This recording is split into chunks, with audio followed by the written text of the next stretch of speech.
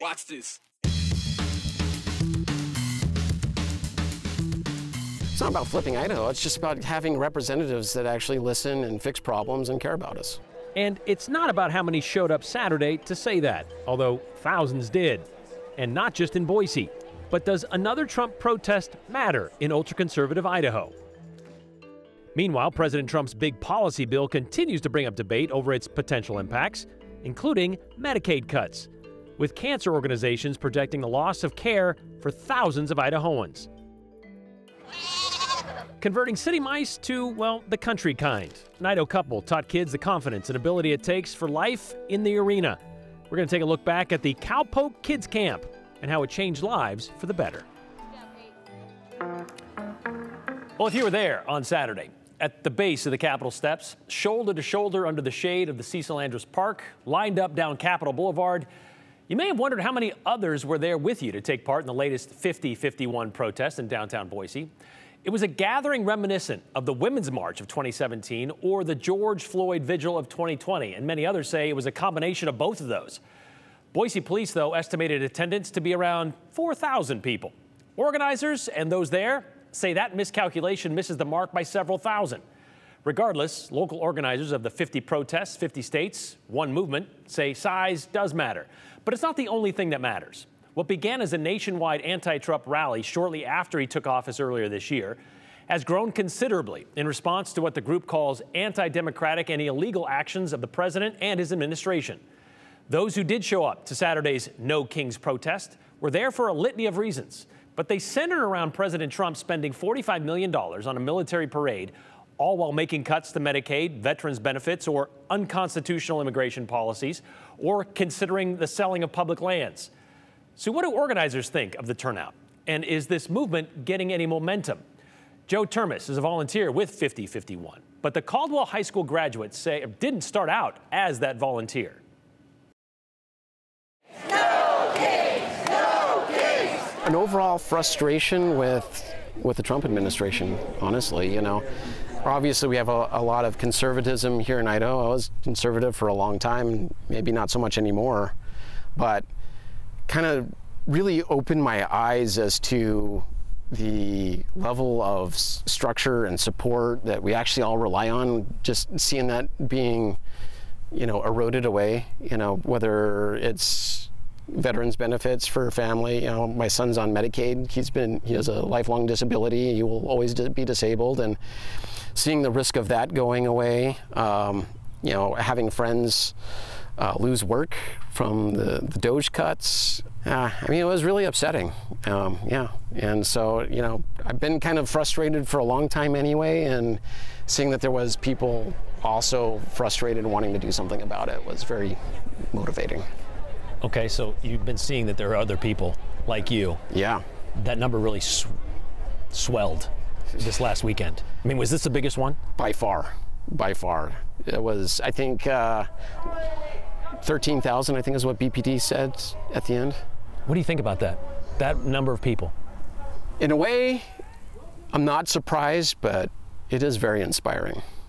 As I have gotten more involved with the organization and I start talking with more friends and family, you know, kind of broaching those norms of leaving politics alone, I've noticed a very strong undercurrent of anxiety, but also a realization that, you know, it's time to start speaking up as people. You can look at that and say, it's Boise. If you're going to get anybody to show up in an anti-Trump rally, you're going to get 10,000 in Boise. We haven't gotten 10,000 before now, but even more than that, we may say 10,000 in Boise may be expected, but 1,000 in Caldwell, 500 in McCall, hundreds of people in small towns all over the state. Pocatello, Idaho Falls, Coeur d'Alene, you know. That to me says this is very much a populist movement. Does it matter? Will it matter? Absolutely does matter. The challenge is now we've got people excited, we got people showing up. We got to turn that energy into action. One of the best things I think we can do is run for office. How many seats in our state government or city governments run unopposed? If you care about your community, You got to get involved and run for the school board, run for the library district, run for city council, run for state government. Because one thing that we definitely notice as we talk to our congressmen is it does not feel like they're listening. You know how much Trump won in Idaho, how much he won by in Idaho. Sure. And you know how many seats flipped in the Idaho State House to be more conservative. Yeah. So the trend kind of points a different direction. So does that mean those that are unhappy with it should stay silent and not do anything? Should our congressmen and the people inside the state capitol be paying attention to this? Absolutely, 100%. I think if they don't, they are at risk of losing their base. We want them to take back control, the power of the purse. We want to make sure they're not selling our public lands. You know, these are things that are very popular in Idaho, regardless of your party affiliation. And if our senators don't stand up to that, then, man, how out of touch are they? 67%, by the way, 67% of Idahoans voted for Trump in 2024. Boise police stands by their estimation of about 4,000 people at that protest, which was entirely peaceful and without incident. Joe points out 50-51 is nonpartisan, so there were all kinds there on Saturday and continue to be. It's not about flipping Idaho's conservative supermajority. These protests and this movement is about our elected leaders listening, he said, to the constituents and not just going along with executive actions. As for the next 50-51 protest, Joe tells us, well, they just kind of wait to get word from the national organization. So we'll see. Well, more words and line items in Washington as Congress kicks off the week continuing to debate on the budget reconciliation bill. Already passed the U.S. House, now the Senate has that final consideration. An argument over semantics in the section focused on Medicaid, though. Republicans say it's designed to prevent fraud and abuse of the health care program, while Democrats say it's a dangerous cut that will cost lives. You can see how widespread that chasm is, right? Perspectives are one thing, but data, that carries a little more weight. So there's new data out today from the American Cancer Society, the Cancer Action Network, numbers on how many Idahoans are expected to be impacted if this bill passes as is, Joe. And Medicaid advocates say that this is the time to be talking about the data that has taken some time to put together. And let's dive into it, Brian. This is new data that is from Manat Health Research, and it just finished up June 2025. They project that more than 40,000 Idahoans could lose coverage if the bill passes as is. There is a chance it could get amended, but as is, about 75% of those 40,000 are part of the Medicaid expansion population. And the state of Idaho expanded Medicaid in 2020 after voters approved it through a ballot initiative. As of October 2024, there were 314,000 and some change enrolled in Medicaid and the Children Health Insurance Plan. So about 13% of all those on Medicaid here in Idaho could lose coverage. But it's not like people are randomly going to get a letter in the mail and just say, sorry, you were the people that were cut. Cuts come in 4 different categories. So there's a work requirement, which we have talked about. The bill would require many Medicaid recipients to report work or community engagement activities. If people can't or don't complete these requirements, they could lose their Medicaid coverage. There's also more frequent checks. The states would have to check eligibility, whether people are still qualified on the program, every 6 months instead of once a year. This more frequent process could lead to more people losing coverage due to paperwork. And cost sharing, the bill would require some people to pay more out of pocket for certain services, and if they can't pay, providers could deny them care. And there's also a limit on state funds. The legislation would block states like Idaho from raising certain taxes used to fund Medicaid, making it harder for states to pay for the program and potentially leading to benefit cuts, forcing the states to make choices on how can we afford this program. So the cuts, some argue, are a result of making it harder for people to stay enrolled and by reducing the amount of money available for the program, resulting in savings on the program.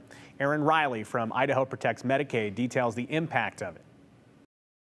People aren't going to be able to work.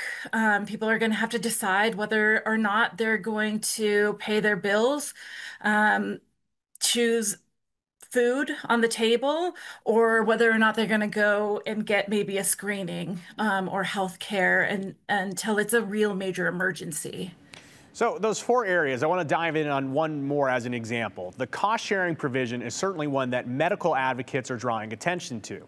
For certain Medicaid expansion enrollees that are above the poverty line, the proposal outlines that states like Idaho, they must start charging some co-payments for some services that right now don't have them, but with strict limits and protection for essential care. So the intent here is to save federal funds, but it may also limit access to care for some. There is a safety net. The cost sharing cannot be imposed on emergency services, primary care, mental health, or substance use disorder. House and Senate Republicans estimate that the cost sharing would save $18 billion over 10 years. But advocates against the bill say that there's a human cost. These aren't numbers on spreadsheets. These are our neighbors, our family members, our friends that are going to be losing access to health care. You know, if you care about protecting healthcare in Idaho, if you care about making sure that people get that access and stay healthy, then, you know, it's time to speak up about this. So the breakdown of about those 40,000 we talked about that are projected to lose care. Let's take a look at the breakdown. 31,237 Medicaid expansion adults. So these are working age adults earning up to 138% of the federal poverty level, a little more than $20,000 for an individual in 2025. They gained their coverage through expansion. About 2,700 children and families may struggle to navigate some of the increased bureaucratic requirements, according to advocates. They call this red tape, some of these new requirements. Same goes for 734 people with disabilities amongst the medically vulnerable populations and 513 seniors, often on fixed income. So, Brian, that's the number here in Idaho, a little more than 40,000. Advocates also say that about 9 million people across the country could lose coverage because of things like extra steps. For example, again, this isn't a situation like we heard in the state of Idaho where people are just getting a letter in the mail saying, sorry, you're out of luck. But there are more, I guess, ropes or sideboards on the program that Republicans are saying if you're really a part of this program, you will do the paperwork. Against that, though, people say that sometimes it's hard paperwork to get done. I think a lot of people look at that 2,700 when it comes to children who really don't have any advocacy in this or ability to, I guess, follow those sideboards. Yeah, they have to depend on a guardian making sure the paperwork's in. All right, thank you, Joe. Well, from big national budgets to the finances of local school districts, the Caldwell School District is about to consider and approve next year's budget, where school resource officers and sports fees hang in the balance. Last year, after the district's supplemental levy failed, well, it had to cut all 4 of their SROs, and instead they hired a private security firm for a smaller price. They also had to implement a pay-to-play program for sports. But the district did make a second attempt at that $4.1 million levy.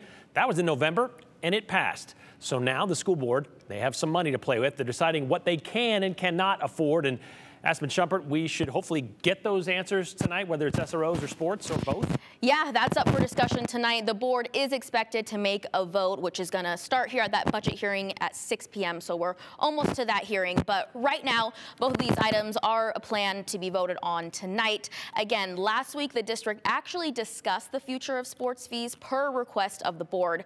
A principal at the Lewis and Clark Elementary School raised concerns about students not being able to afford the fees.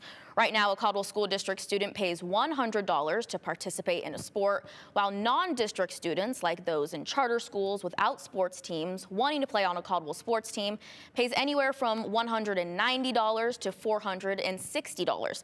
The fees help pay for things like transportation and costs of a coach, expenses that are rising, the district says, leaving some on the board who feel like the fees need to stay. Others want to see the fees reduced. Every athlete should pay to play. I don't think it should be free for everyone. I think everybody needs to have some kind of buy-in,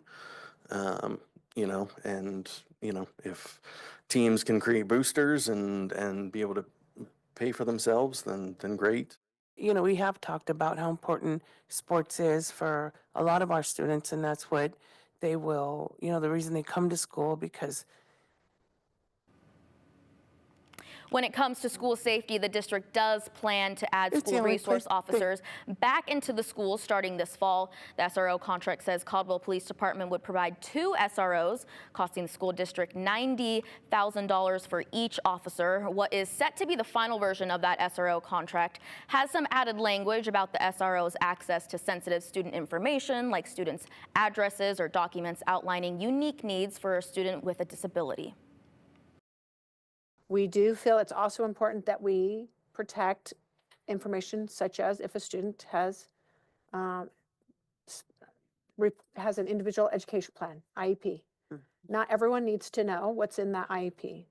So we want to make sure that we're addressing that there's access to what you need, but then we make sure that it's on the need to know for some of that very sensitive information.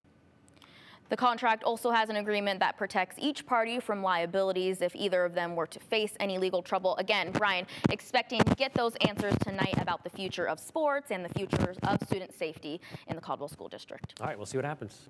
Thank you very much, Aspen.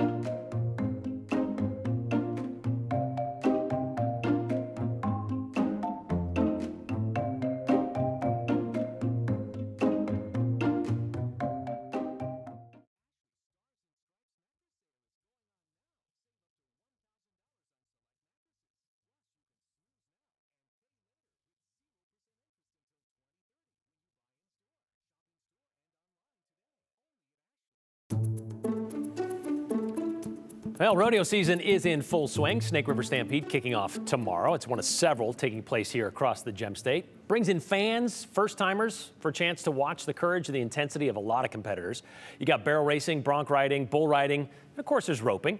And for many ropers, it's a lifelong passion that comes along with lifelong skills. But for a group of local kids, learning how to rope for the first time, well, it became an opportunity to find confidence in not just the arena, but also the arena of life. On this day, 20 years ago, K2B showed up to see the impact of the Cowpoke Camp Kids Camp 20 years ago today. As subdivisions eat away at open land, one couple has transformed their team roping arena into a country camp of sorts, and they're passing on their knowledge to a new generation. The way of life is vanishing. Pam and Dave Stucker are teaching the way of the cowboy to kids who are more likely to handle a joey stick than a head of steer. But a transformation happens to these kids once placed in the world of the soft-spoken and down-to-earth, and suddenly life is entertaining with just a piece of rope. There's no TV and no mesmerizing technology, just a piece of rope. When you come to Cowpoke Kids Camp, you get a chance to rediscover life. And that includes getting a new name. Trampus. My cowboy name's Tex. Wild Bill. And my cowboy name's Twinkie. Easton. Or Slim is a recently adopted foster child. And he's had his share of behavioral problems in the past. And I said, you know what? When you get a cowboy name and a cowboy hat, you're not going to have a problem. And you know, that's what's happened. He is learning to rope, he's following instructions, he's fitting in great. It's a chance to wipe away bad habits and develop confidence. But for some, the cowboy personality wasn't hard to come by.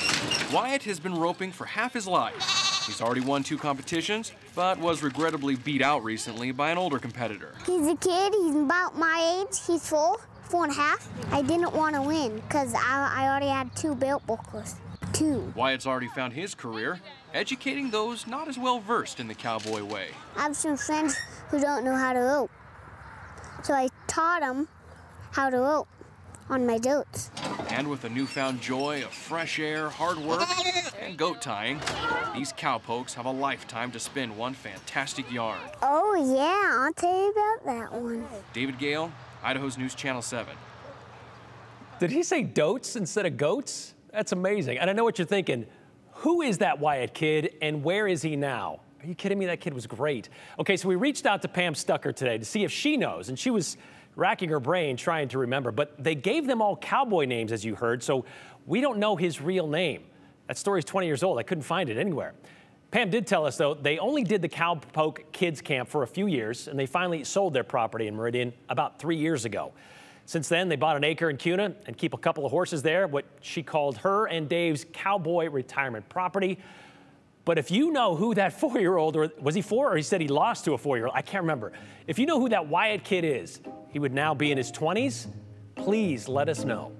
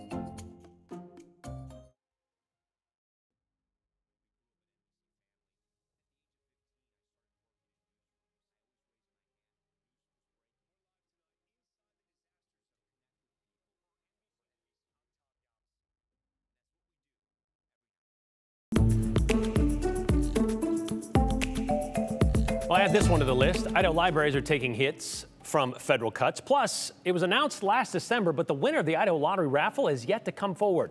Maybe you have that raffle ticket right next to you, because Hunter Funk has the winning lottery numbers in today's 411.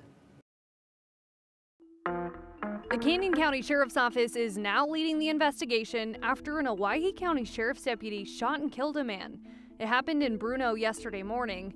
The Owyhee County Sheriff's Office says dispatchers got a call about an intoxicated man who wasn't welcome at a home.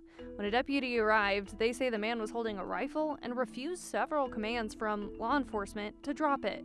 That's when shots were fired and the man died at the scene. The deputy was not hurt and is on paid administrative leave. Idaho libraries are losing a $6.3 million grant aimed at improving digital access for Idahoans. More than 76% of Idahoans would have been eligible for the program that the federal government has now eliminated. They would have been able to provide digital training at their libraries on things like cybersecurity and basic internet education.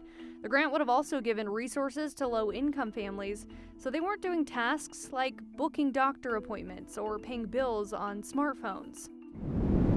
And time is running out to claim the Idaho Lottery's $1 million raffle prize. The ticket number is 063647. That ticket was sold in Star. That drawing also happened last December. The winner has until June 30th at 5 p.m. Mountain Time to claim their prize. There is also 3 $1,000 tickets still unclaimed. And that's the 4-1 on the 208. I'm Hunter Funk.